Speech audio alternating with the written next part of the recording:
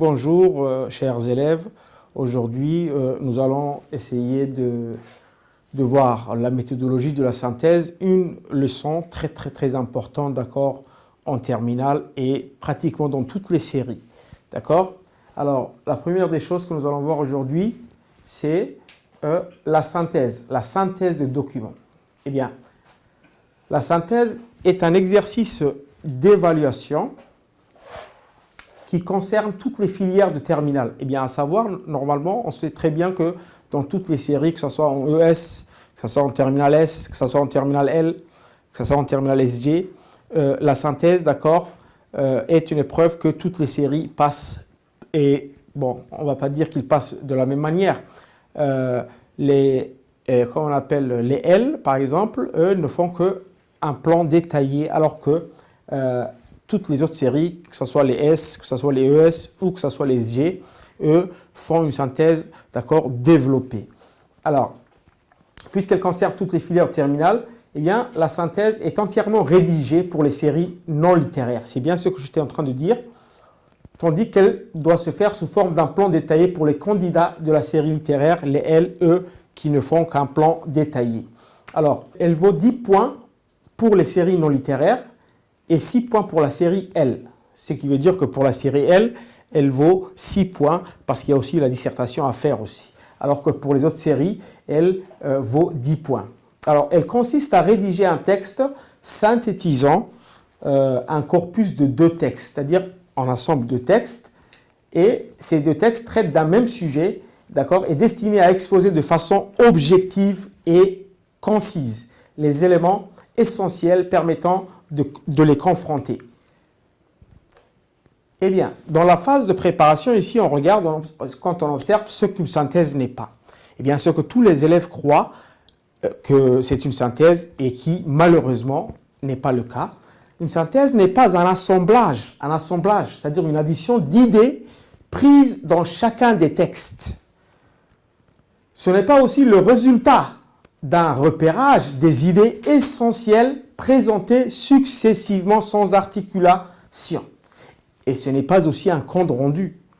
Ce n'est pas un compte qu'on est en train de rendre comme un compte rendu de lecture, ni un résumé successif de différents textes. Ce n'est pas aussi une suite d'explications de textes. Alors ici, ce qu'une synthèse n'est pas, elle n'est pas l'expression d'un jugement personnel, c'est-à-dire ton propre jugement, ni ton opinion, ni tes pensées. Alors, ton jugement personnel à propos des textes, des idées défendues par ces textes, ou une prise de position par rapport au sujet abordé. Ce n'est pas à toi, d'accord, de prendre position, ni de donner un jugement personnel, ni un point de vue à propos des textes. Alors, une synthèse de document, c'est quoi? Qu'est-ce que c'est une synthèse de document? Puisque maintenant, on avait vu tout ce qui n'était pas le cas d'une synthèse. Maintenant, on remarque, je vous demande, qu'est-ce que c'est qu'une synthèse? Eh bien, c'est tout simple. La synthèse, c'est quoi? C'est un ensemble organisé d'éléments jusque-là séparés ou associés, différemment.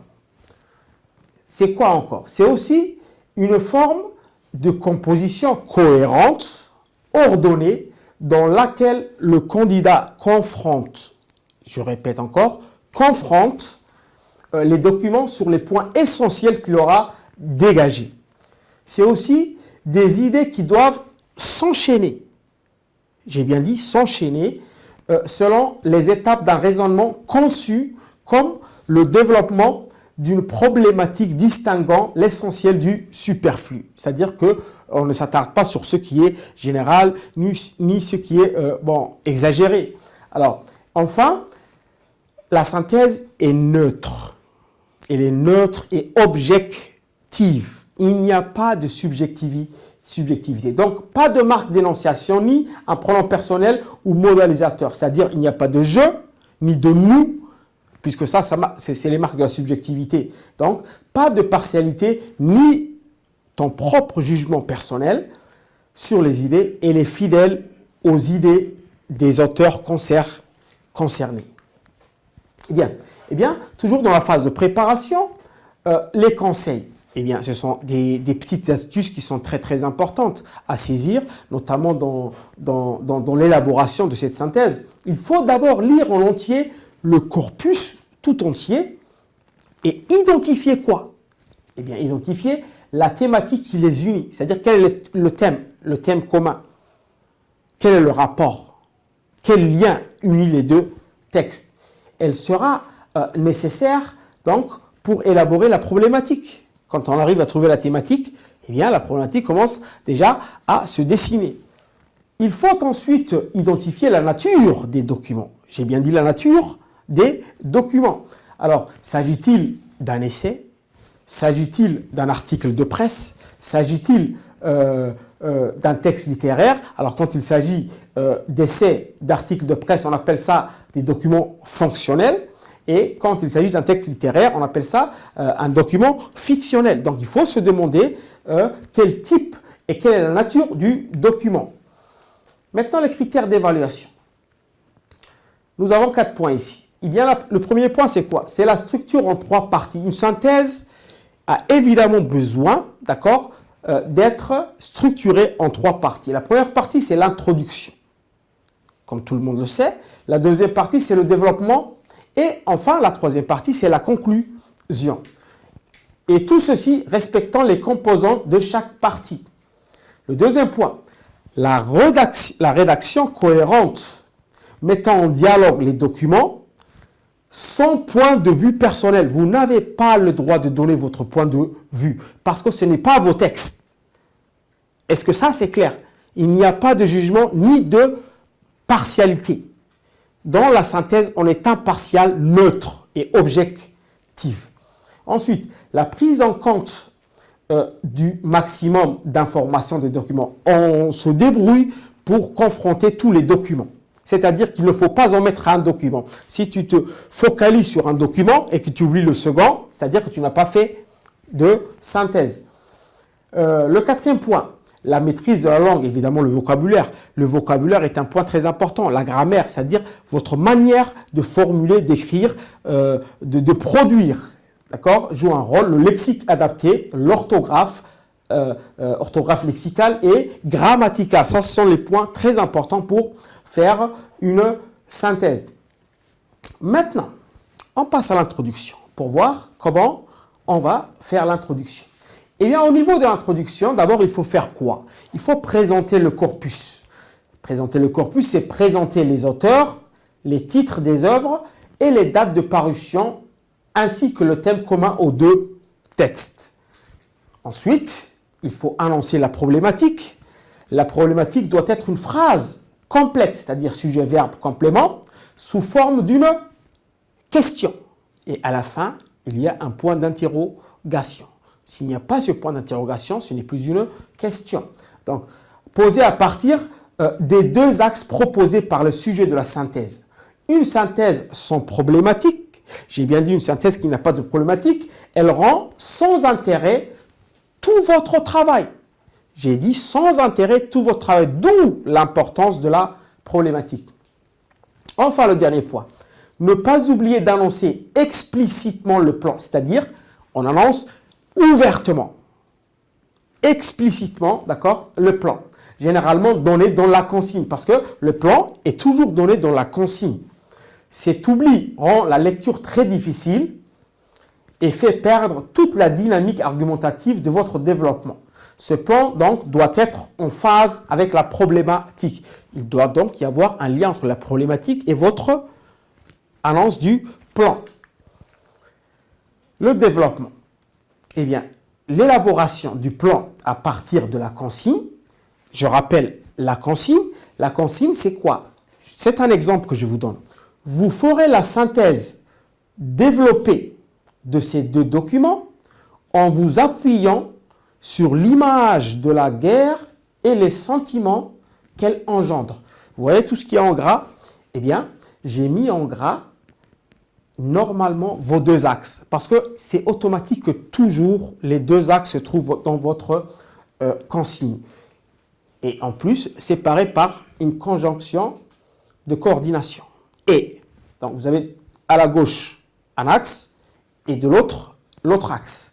Donc puisque maintenant c'est clair que nous avons le grand 1 et le grand 2, maintenant vous allez essayer d'élaborer un tableau de confrontation qui vous permettra d'identifier les points communs des textes en fonction des grands axes, c'est-à-dire le grand 1 et le grand 2, qui vous sont donnés dans la question. Bien, quand vous allez faire un tableau de confrontation, j'ai pris un seul axe, parce que le deuxième axe se fera de la même manière. Alors, vous recherchez ici les sous-thèmes, c'est-à-dire, puisque le grand 1 est là, l'image de la guerre, d'accord? Vous recherchez ici les sous-thèmes, c'est-à-dire le petit a et le petit b. Donc, vous faites maintenant le tableau de confrontation, c'est-à-dire, vous faites un tableau où il y a, d'accord, l'image de la guerre dans le document 1 et l'image de la guerre dans le document 2. C'est-à-dire que l'image de la guerre dans le document 1, vous recherchez dans le document 1 toute image ou bien toute description qu'on fait de la guerre. Exemple, j'ai pris 4 exemples ici. L'image de la guerre. Alors la guerre est destructrice. Elle est inutile, meurtrière, dépensière. Dans le document 2, j'ai trouvé horrible, destructrice, inutile et meurtrière. Donc, ce qui est en gras maintenant et qui est souligné, ce sont les thèmes qui se trouvent dans le document 1 et dans le document 2. Ce qui veut dire qu'est-ce qu'on a besoin de 3 1, 2, 3. Non, j'ai besoin que de A et de B. Ce qui veut dire que c'est 2. Donc, qu'est-ce que je vais faire?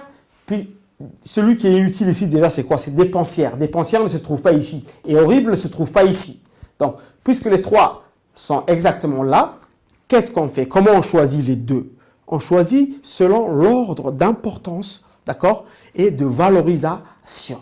C'est pour ça que, quand je reviens au plan de la synthèse, l'image de la guerre, grand 1, excusez-moi ici c'est le grand 2, c'est les sentiments qu'elle engendre, d'accord? Le petit a, j'ai choisi meurtrière, et le petit b, j'ai choisi une guerre inutile.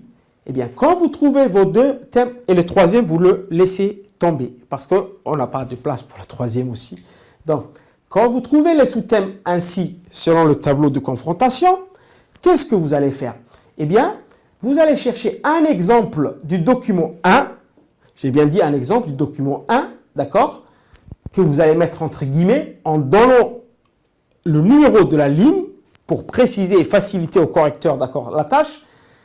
Ensuite, vous prenez un exemple du document 2 et vous mettez entre guillemets et vous donnez la ligne. C'est pour montrer, c'est-à-dire un document qui parle, d'accord, que la guerre est meurtrière. Et un exemple du document 2 qui parle que la guerre est meurtrière. C'est-à-dire qu'il faut qu'on retrouve des exemples dans les deux côtés. Le grand 1, j'ai dit, c'est l'image de la guerre et le grand 2, c'est les sentiments qu'elle engendre. Bien. Alors, j'ai choisi A, meurtrière, c'est-à-dire la guerre est meurtrière. Et B, j'ai choisi que la guerre est inutile. Donc maintenant, on cherche un exemple du document 1, d'accord, qui démontre que la guerre est meurtrière en donnant la ligne. Et pareil, un exemple du document 2 qui démontre que la guerre est meurtrière et vous donnez la ligne en mettant entre guillemets. Et ainsi de suite. Inutile, pareil, vous cherchez un exemple du document 1, d'accord, qui prouve que la guerre est inutile. Et un autre exemple du document 2 qui prouve aussi que la guerre est inutile. Et n'oubliez pas à chaque fois, parce qu'il faut à chaque fois donner les lignes. Ça, c'est pour faciliter la tâche au correcteur. Et idem pour le deuxième axe, c'est-à-dire les sentiments qu'elle engendre. D'accord. Maintenant, quand il s'agira de développer, puisque vous avez un exemple, il suffira de faire 3 phrases, d'accord, du document 1 qui parle, d'accord, de l'image meurtrière de la guerre et 3 phrases du document 2 qui parle de l'image meurtrière de la guerre. Et en mettant entre eux, c'est-à-dire entre le premier exemple du document 1 et le premier exemple du document 2, un connecteur, d'accord, de confrontation. Ce qui veut dire, c'est soit alors que, ou tandis que, ou par ailleurs, d'accord, qui pourra être ici, au milieu, c'est-à-dire quand tu es en train de rédiger. Eh bien, on fait idem pour aussi le deuxième axe.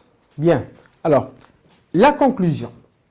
La conclusion reprend de manière très succincte l'essentiel, c'est-à-dire tout ce qui est important de votre développement, de tout ce que vous avez développé tout au long.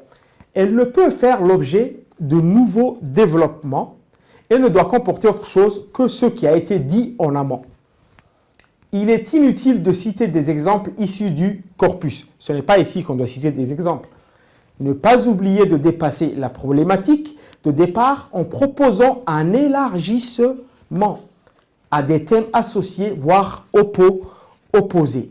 Voilà pour ce qui est de la synthèse. Je vous remercie. D'accord. Nous essayerons d'enchaîner donc avec la dissertation.